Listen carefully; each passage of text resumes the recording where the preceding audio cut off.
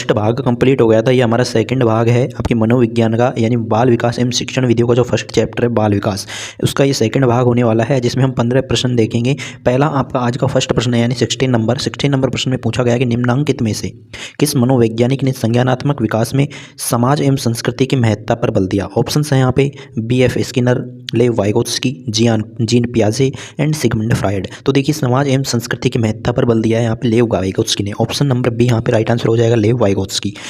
Question number 17, सुप्रसिद्ध 3 पर्वत समस्या यानी 3 माउंटेन प्रॉब्लम का प्रयोग जीन पियाजे ने निम्नलिखित में से किस संकल्पना को स्पष्ट करने के लिए किया। ऑप्शन देखेंगे संरक्षण का नियम, स्वकेंद्रण, AB खोज त्रुटि एंड तार्किक क्षमता। तो जो सुप्रसिद्ध 3 पर्वत समस्या है का प्रयोग जीन पियाजे ने स्वकेंद्रण संकल्पना को स्पष्ट करने के लिए किया है। यहाँ पे ऑप्शन नंबर बी यहाँ पे इसका राइट आंसर होगा। फिर पूछा गया कि संज्ञान का अर्थ क्या है। देखिए संज्ञान का अर्थ होता है कर्म व भाषा के माध्यम से स्वयं एवं दुनिया को समझना। यहाँ पे ऑप्शन ए इसका यहाँ पे राइट आंसर हो जाएगा, कर्म यानी कार्य एवं भाषा के माध्यम से स्वयं एवं दुनिया को समझना। फिर 19 नंबर प्रश्न पूछा गया है कि मौजूदा ज्ञान में नई जानकारी शामिल करने की प्रक्रिया को क्या कहते हैं। देखिए अनुकूलन, आत्मसातकरण, समंजन या फिर समतुल्यन। तो देखिए जो आप मौजूदा ज्ञान है उसमें नई जानकारी को क्या करना, शामिल करना, क्या कहलाता है, ये आपसे पूछा गया है। यहाँ पे इसका राइट आंसर होगा आत्मसातकरण यानी एसिमुलेशन। इस तरह से यहाँ पे इसका राइट आंसर हो जाएगा। एंड 20 नंबर क्वेश्चन में पूछा गया है कि सीखने की वह सीमा जहाँ बालक सीख तो जाता है लेकिन उसे किसी के सहारे की आवश्यकता होती है, तो उसे क्या कहते हैं। देखिए स्कैफोल्डिंग्स को कहा जाता है। तो यहाँ पे अगर 20वें नंबर के राइट आंसर की बात करें तो समीपस्थ विकास। नेक्स्ट यहाँ पे देखेंगे लॉरेंस कोहलबर्ग, यानी किस नंबर प्रश्न में पूछा गया है, लॉरेंस कोहलबर्ग विकास के किस क्षेत्र में शोध के लिए जाने जाते हैं। शारीरिक विकास, संज्ञानात्मक विकास, गामक विकास या फिर नैतिक विकास। यहाँ पे इसका राइट आंसर होगा नैतिक विकास। तो कोहलबर्ग किसके लिए जाने जाते हैं, आपके नैतिक विकास के शोध क्षेत्र के लिए जाने जाते हैं।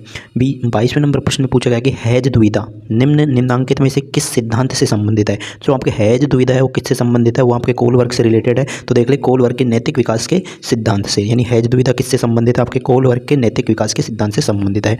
फिर देखेंगे 23वें नंबर प्रश्न पूछा गया। देखिए काफी लेंथी प्रश्न है ये। दोपहर के भोजन के दौरान शोभित देखता है कि मनीष राहुल को खाना ले रहा है, यानी मनीष क्या कर रहा है, राहुल का खाना ले रहा है। इसके तुरंत बाद वह देखता है कि राहुल इसका प्रतिकार मनीष की पसंदीदा कलम को लेकर कर रहा है, यानी राहुल तो मनीष का खाना ले रहा है और मनीष क्या कर रहा है, राहुल की पसंदीदा कलम को ले रहा है। अब देखिए शोभित इन घटनाओं को शिक्षक को नहीं बताता क्योंकि दोनों ने एक दूसरे से बदला ले लिया है। कोहलबर्ग के अनुसार शोभित नैतिक विकास के किस चरण में पहुंच चुका है, तो वो पहुंच चुका है चरण नंबर 2 में। ऑप्शन नंबर ए यहाँ पे इसका राइट आंसर हो जाएगा।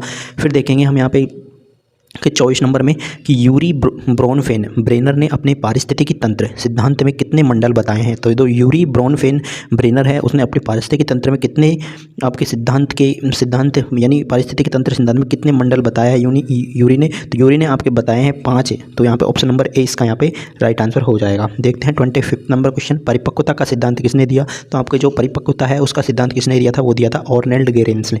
और ऑर्नेल्ड गेसिल ने आपका जो है परिपक्वता का सिद्धांत है जो कि दिया था।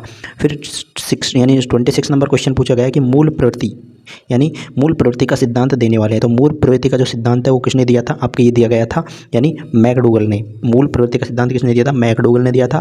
और 27 नंबर प्रश्न में पूछा गया है कि B.F. स्किनर के अनुसार बच्चों में भाषा का विकास निम्नलिखित का परिणाम है। ऑप्शन देखेंगे व्याकरण में प्रशिक्षण, अनुकरण में पुनर्बलन, अंतर्जातीय योग्यताएं और परिपक्वता। तो यहाँ प्रश्न पूछा है कि B.F. स्किनर के अनुसार पूछा गया है कि बच्चों में भाषा का विकास किस चीज़ का परिणाम है, तो वहाँ आपके परिपक्वन का है जो कि आपके परिणाम है। एक मिनट, B.F. स्किनर के अनुसार अनुकरण एवं पुनर्बलन होगा दोस्तों। यहाँ पे ऑप्शन नंबर बी लगाएंगे, इसमें राइट आंसर अनुकरण एवं पुनर्बलन।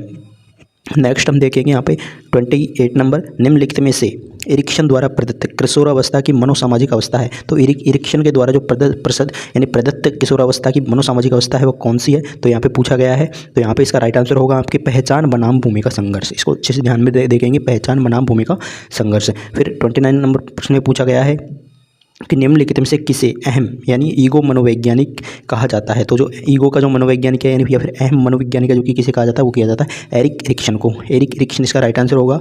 नेक्स्ट निम्नलिखित में से सूक्ष्म गामक कौशल है। तो सूक्ष्म गामक यानी कौशल कौन से हैं, तो आपको बताना है। तो देखिए सूक्ष्म गामक कौशल में देखिए साइकिल चलाना नहीं है, दौड़ना नहीं है, माला पिरोना और तैरना। तो देखिए माला पिरोना एक क्या है, सूक्ष्म गामक है, क्योंकि इसमें आपकी छोटी मसल्स है जो कि काम करती है। साइकिल चलाओगे तो आपकी को काफ़ी यानी मेहनत करनी पड़ेगी, दौड़ने में मेहनत करनी पड़ेगी, तैरने में आपकी बड़ी मसल्स का यूज होगा। लेकिन माला पिरोना है, मालों को क्या करते हैं, उंगलियों से धीरे धीरे पिरोते हैं। तो इसका मतलब ये कि सूक्ष्म गामक कौशल है आपके माला पिरोना। तो आज के हमारे ये बाल विकास के 30 प्रश्न है जो कि कंप्लीट होते हैं। तो हमने यहाँ पे बाल विकास के 30 प्रश्न देखे। इसके बाद में नेक्स्ट चैप्टर है आपका अधिगम के अगले यानी 15 क्वेश्चन है जो कि आपको नेक्स्ट वीडियो में देखने